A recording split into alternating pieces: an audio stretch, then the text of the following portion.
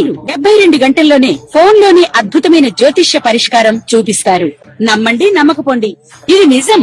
శ్మశాన కాళి రుద్ర చౌడీదేవి ఆరాధకులు నంబర్ 1 వశీకరణ స్పెషలిస్ట్.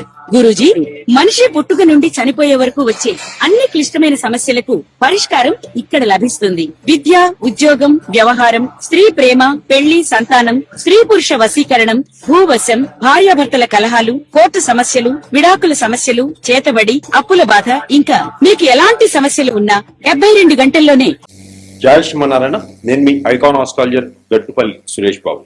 మనకి ఇప్పుడు మనము ఏ విషయం గురించి మాట్లాడడానికి వచ్చాము అంటే కనుక ద్వాదశ రాశుల వారి గురించి మనం ప్రస్తావన చేయడానికి వచ్చాం. దాంట్లో ముఖ్యంగా ఇటీవల మారినటువంటి గ్రహస్థితిని ఒకసారి గమనించినట్లయితే మొదటిగా మనకి జూలై 27వ తారీఖున వక్రగతిలోకి మారినటువంటి శని భగవానుడు ఇక్కడ మీనరాశిలో. రెండోది ఆగస్టు 12వ తారీఖున కర్కాటక రాశి ఆశ్లేష నక్షత్రం 3వ తారీఖుని 12వ తారీఖున ఆశ్లేష నక్షత్రం 3వ పాదం ఏర్పడినటువంటి సూర్యగ్రహం. అలానే కుంభరాశి శతభిష నక్షత్రం 2వ పాదంలో ఏర్పడేటువంటి ఏదైతే ఆగస్టు 28వ తారీఖు పౌర్ణమి రోజున సంపూర్ణ చంద్రగ్రహం. ఆ తర్వాత సెప్టెంబర్ మాసం 2వ తారీఖున మనకి మారేటువంటి శుక్రుడు ఇక్కడ స్వస్థానానికి మనకి తులారాశికి వస్తూ ఉన్నారు. దాంతోపాటు సెప్టెంబర్ 7వ తారీఖున మనకి మారేటువంటి బుధ భగవానుడు ఇతను ఎక్కడికి వస్తున్నారు? కన్యారాశికి వస్తున్నారు. ఈ కన్యారాశిలో సెప్టెంబర్ 7వ తారీఖున సంభవిస్తున్నారు. అంటే ఇక్కడ మనకి రవి భగవానుడు 17వ తారీఖు వరకు కూడా ఎక్కడ ఉంటారు? సింహరాశిలో. ఈ సింహరాశిలో సంచరిస్తూ 17వ తారీఖు సెప్టెంబర్ మాసంలో కన్యా రాశికి సంచరిస్తూ ఉంటారు. ఇవి గ్రహస్థితి.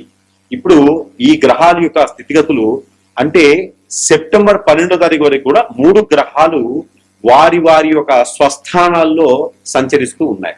ఆ తర్వాత 17వ తారీఖు తర్వాత 2 గ్రహాలు వారి వారికి స్వస్థానంలో సంపాదిస్తూ ఉన్నాయి.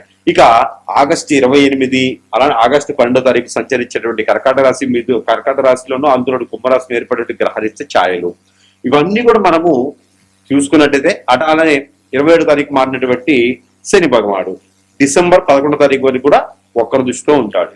ఈ యొక్క గ్రహస్థితిని మనం గమనించి ఆలోచించి సంచరించినట్టయితే కనుక ఈ యొక్క రాశి ఫలితాలు ఈ యొక్క గ్రహస్థితిని మనము చూచుకొని వీటికి సంబంధించినటువంటి రాశి ఫలితాలు ఎలా ఉన్నాయి, ద్వాదశ రాశుల వారికి ఎలా ఉన్నాయి, మంచి శుభ దృష్టి ఉంటుందా, అశుభ దృష్టి ఉంటుందా, ఇంకేదైనా బాగుంటుందా ఒకసారి మనం పరిశీలన చేసినట్లయితే కనుక ఖచ్చితంగా మనము తీసుకొని చూసుకోవాలి. అలానే కొన్ని రాసుల వారికి శుభ ఫలితాలు ఉన్నాయి, కొన్ని రాసుల వారికి అయితే శుభ ఫలితాలు మాత్రమే ఉన్నాయి, కొన్ని రాసుల వారికి అయితే కనుక అశుభ ఫలితాలు కనపడతా ఉన్నాయి. కాబట్టి మరి ఈ సెప్టెంబర్ మాసం నుంచి కూడా డిసెంబర్ మాసం వరకు మనం ఆలోచించినట్టయితే కనుక మరి యొక్క గ్రహస్థితి ఇలా ఉండగా మరి ఈ యొక్క గ్రహాల యొక్క స్థితిగతుల ప్రకారంగా మరి జాతకంలో దశలు, అంతర్దశలు, గోచారం వీటితో పాటు ఇంకేమైనా దోషాలు ఉన్నాయా? కాలసర్పదోషం, నాగదోషం, కుజదోషం ఉందా, లేదా నరదోషం అంటే నరదిష్టి, నరఘోష ఉందా, పితృదోషాలు ఉన్నాయా, ఇంకేమైనా దోషాలు ఉండడం వల్ల మనం ఎదగలేకపోతున్నామా, లేకపోతే అసలు ఏంటి మన జాతకాలు ఎలా ఉంటున్నాయి, మారబోతున్నాయా, మరి ఇంకేదైనా విపత్తులకి లేకపోతే ఇంకొకరి చేతులు బలైపోతున్నాయా, లేకపోతే చాలా జాగ్రత్తగా ఉండాల్సి వస్తుందా, లేదా గండాలు ఏమైనా ఉన్నాయా, లేదంటే జీవితంలో ఏం చేస్తే మనం బాగుపడతాం, ఎలాంటి చేస్తే మనము నేతృత్వంలో బాగుంటాం, ఎలాంటి రంగాల్లో మనం రాణిస్తాం అనేక వాటిని మనం గమనించినట్టయితే కనుక ఒక్కసారి మనం పరిశీలన చేసుకుందాము. మొదటిగా అందులో మనకి ద్వాదశ రాశిలో ఒకటి వృషభ రాశి. ఈ వృషభ రాశి వారికి మనం అనుకున్నట్టుగానే ఈ గ్రహాల యొక్క స్థితిగతులే కాకుండా గ్రహణాల యొక్క స్థితిగతులు అన్ని కూడా మనం గ్రహించి ఆలోచించి సంపాదించినట్టే కనుక ఇప్పుడు మనకి ఈ యొక్క వృషభ రాశి వారికి అనుకున్నటువంటి పనులన్నీ కూడా ముందుకు వెళ్ళేలాగా ఈ గ్రహాల యొక్క స్థితిగతులు అన్ని కూడా చాలా అద్భుతంగా ఉన్నాయి అని చెప్పవచ్చు. కానీ నరదిష్టి, నరఘోష ఈ రెండైతే మాత్రము మనల్ని పట్టి పీడిస్తూ కొంచెం ఇబ్బందికరంగానే కట్టుబడుతూ ఉన్నాయి. కాబట్టి కొంచెం జాగ్రత్తగా ఉంటూ ఏదైనా పాత కంపెనీలు కానీ, పాత ఇండస్ట్రీలు కానీ, పాత షాపులు కానీ ఇక మేము చెయ్యలేము అని వదిలేసి సెకండ్ హ్యాండ్ గా ఉంటాయి చూసారా, సెకండ్ సేల్ అంటారు, అలాంటి ఏదైనా టేకప్ చేయండి, అలాంటి ఏమైనా తీసుకోండి. తీసుకోవడం ద్వారా మీకు ఎన్నో రకాల సానుకూలు పడుతూనే అవన్నీ కూడా మీకు మంచి స్థాయికి, స్థానానికి, మంచి పొజిషన్ మీరు తీసుకురాగలుగుతారు. కాబట్టి అలాంటి లాస్ లో ఉన్న కంపెనీలో రియల్ ఎస్టేట్ ఆఫీసులైనా పర్వాలేదు, అలాంటి తీసుకోవడం ద్వారా మీకు మంచి స్థానంలో వచ్చేట్టుంది. అలానే ఇంకోటి ఎక్కడైనా సరే పొలాలు కానీ, ఫ్లాట్స్ కానీ, ఇళ్ళు కానీ, ఏదైనా కార్లు కానీ ఉన్నా కూడా సెకండ్ హ్యాండ్ అయినా తీసుకోండి. ఎవరి పేరు మీద మీ పేరు మార్చుకోండి. వాటి వలన మీకు మంచి సానుకూల పడేటువంటి వాతావరణం లభ్యపడమే కాకుండా లాభాలు కూడా మీరు చేకూరుతారు, లాభాలు కూడా అందిపుచ్చుకుంటారు మీరు.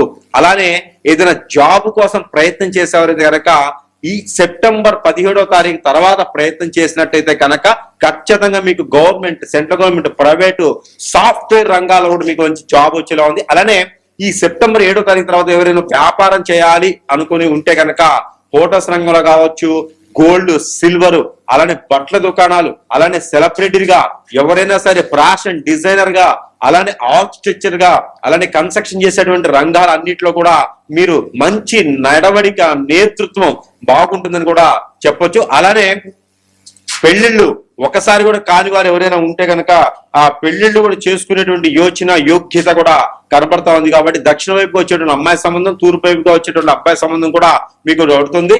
అలానే ఆ రవి దశ గాని, బుధ దశ గాని, శుక్ర దశ గాని నడిచేటువంటి ఈ యొక్క వృషభ రాశి వారు ఎవరైనా ఉంటే కనుక వారికి రాజకీయ రంగం, సినీ రంగంలో కూడా అద్భుతమైనటువంటి అవకాశాలు రాబోతున్నాయి. కాబట్టి ప్రతి ఒక్కటి కూడా మీరు ఏది కూడా మీరు చవి చూడవలసిందే. వాటిని చేజార్చుకోకుండా అందిపుచ్చుకుంటే కనుక అన్ని రకాల రంగాల్లో కూడా మీరే ముందు పై చేయి ఉండేలా ఉంటుంది. కాబట్టి మీరు చేసే ప్రతి పని కూడా ఎవరికి చెప్పుకోకుండా చేసుకోండి. అన్ని రకాల రంగాల్లో మీరే రాణిస్తుంటారు. ఇలాంటివన్నీ కూడా గురుగారు విన్నామండి, చూసామండి, చేసామండి, ఎన్నో రకాల ఆలయాలకు వెళ్ళాము, ఎన్నో రకాల పుణ్యకార్యాలు చేశాము, కానీ ఎటువంటి ప్రయోజనం లేదు. ఎక్కడేసి కొంగడి అక్కడే ఉంటుంది, అష్టదిప్పని పాలైపోతుంది, కోరికలు కొండలు దాటుతుంది, కాళ్ళు గడప దాట్లు అనేవి ఎవరైతే ఉన్నారో వారందరికీ కూడా ఒకటి చెప్తా ఉన్నా, గమనించుకోండి, ఆలోచించుకోండి. మీ పైన ఎవరైనా సరే గ్రహాలకి, గ్రహణాలకి, దశలకి, అంతర్దశలకి, గోచారానికి, నవాంశాలకి సంబంధం లేకుండా మీ పైన ఏదైనా చెడుక్రియ చేసి ఉంటారేమో గ్రహించండి. ఆ చెడుక్రియ చేస్తే మీరు ఎన్ని రకాలుగా ప్రయత్నాలు చేసినప్పటికీ కూడా ముందుకు వెళ్ళలేరు. కాబట్టి అలాంటి చెడు క్రియలు పోవాలంటే కనుక ఖచ్చితంగా సంప్రదించండి. ఆ సంప్రదిస్తే మీకున్నటువంటి సమస్య ముందు తంత్రము, యంత్రము, మార్గం ద్వారా మీకు అగ్నిహోత్రం ద్వారా కూడా మీకు ఆ మార్గాన్ని సూచించి ఆ ఉన్నటువంటి సమస్యని ఇట్టే పటాపంచలు చేసేసి అప్పుడు గ్రహరీత్యా మనం ఏం చేయాలో చేసే విధంగా ఉంటుంది. కాబట్టి ఇలాంటి పరిహారం కూడా కావాలి మీకు. ఈ పరిహారం చేసుకొని కొంతమేర అదృష్టవంతులైతే ఖచ్చితంగా అవ్వచ్చు. ఇలానే మనకి ఈ రాశి వారు గనక ఈ ఒక చిన్న పరిహారం చేసుకున్నట్టయితే గనక గ్రహణాల దోషాలు, గ్రహస్థితి దోషాలు, ప్రకృతి దోషాలు అన్ని కూడా ఒక మేర ఉపశమనం అయితే మాత్రం ఖచ్చితంగా లభ్యపడతాయండి. అంటే ఈ ఏం దానం చేయాలంటే గనక, ఎలాంటి పరిహారాలు కావాలంటే గనక మనం గ్రహించాలి. ఈ రాశి వారు గోధుమలు, జొన్నలు, రాగులు, కందులు, సజ్జలు, బియ్యము, ఉలవలు ఇవన్నీ కూడా ఒక్కొక్కటి వస్తువు, దీంతో పాటు నల్ల మినుములు, నల్ల నువ్వులు, పచ్చ పెసలు, బ్రౌన్ శనగలు ఇవన్నీ కూడా ఒక్కొక్క వస్తువు ఒక్కొక్క పావు కిలో చొప్పును తీసుకొని, ఒక కొబ్బరికాయ తీసుకొని, కర్పూరం బిళ్ళలు ఒక 5 తీసుకొని ఇవన్నీ కూడా తనకి తాను దిష్టి తీసుకోవాలి. ఏ రోజైనా పర్వాలేదు. ఇవి గ్రహణాలకి, గ్రహాలకి రెండింటికి సంబంధించింది. అందరూ చేసుకోవాల్సి ఇది తీసేసుకొని తల చుట్టూ 7 టైమ్స్, తల దగ్గర నుంచి కాలు వరకు 7 టైమ్స్ దిష్టి తీసుకొని ఎక్కడైనా పారిడి నీటిలో కానీ, పొదలగొని చెట్లలో కానీ వేసేసేయాలి. అలానే సేమ్ ఐటమ్స్ మళ్ళీ తీసుకొని తనకి తానే ఒక క్లాత్ పలుకుని కూర్చొని ఇంట్లోనే భుజాల మీద అభిషేకం చేసుకోవాలి. ఈ అభిషేకం చేసుకున్నటువంటి ద్రవ్యాలన్నీ కూడా ముడుపు కట్టుకొని ఎక్కడైనా పారిటి వట్ల నీటిలో వేసేసి స్నానం ఆచరించి ఆ వస్త్రాలు కూడా అక్కడ ఒడిచి వేసేసేయాలి. ఎక్కడైనా వచ్చిన తర్వాత అమ్మవారికి, స్వామివారికి కానీ మట్టి ప్రమిదలో 2 ఒత్తులు వేసి దీపారాధన చేసుకోవాలి. అలానే ఆవు పాలు ఒక 1/2 లీటర్ తీసుకొని ఒక మట్టి పిడకలో పోసుకొని, ఇది మంగళ శనివారాలు చేసుకోవాలి, మాసంలో ఒకసారి చేస్తే సరిపోతుంది, అందరూ చేసుకోవచ్చు.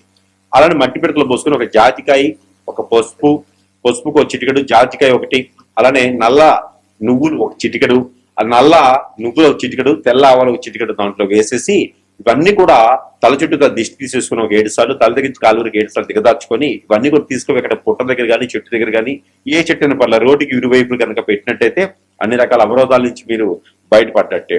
అలానే ఎవరికైనా ఒక ముగ్గురికి, పెద్దవాళ్ళకి, పేదవాళ్ళకి, అడుక్కునే వారికి, ఆడవారికి ఒక ముగ్గురికి 3 చీరలు, 3 రకాల బ్లౌజ్ పీసులు, అలానే 3 రకాల ఫ్రూట్స్ తీసుకుపోయి దానం ఇచ్చేస్తే కనుక పెళ్లిళ్ళు కాని వారికి పెళ్లిళ్ళు కూడా అయ్యేటువంటిది కనిపిస్తా ఉంది. కాబట్టి ఇలాంటి పరిహారం చేసుకోవాలి.